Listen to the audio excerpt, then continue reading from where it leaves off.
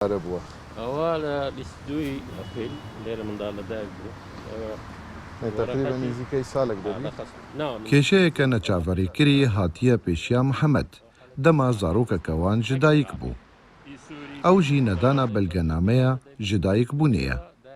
Her çende Mihemed helgirê regeznama Almaniyê jî.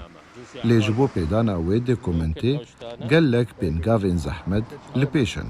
Ji bîrokratiya şerewaniya bajarê wî yê Wuppertal li Almanya heta bi balyozxaneya Iraqê.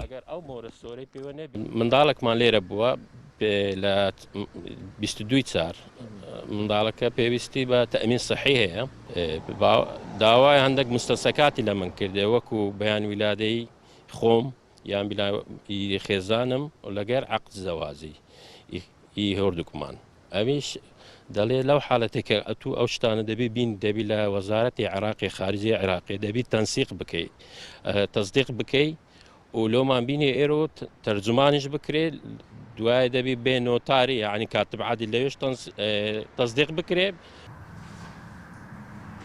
شەوڵی نەماوە نیان کەسێک خەڵکێک زۆر پنابەر بوو وەختی خۆ ئیرانی و ئەوە هاتنەوە ئەوانە هەتانوکە کێشیدوان هەل نەبووینە. Pirsa Mihemed rûbirûyê ciyekî yasayî kir ku bi sedan pirsgirêkên wisa li ber destên yasanasekî Kurd hene.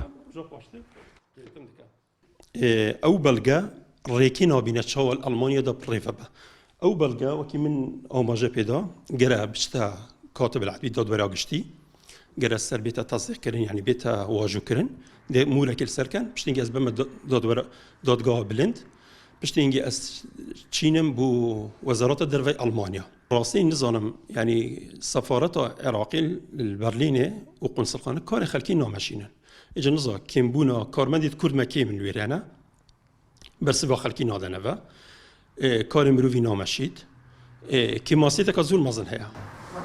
Rojane û ji ber van kêşeyan pirsgirêkên civakî derdikevin û piraniya welatiyan mîkanîzma tomara zaroyan nizanin.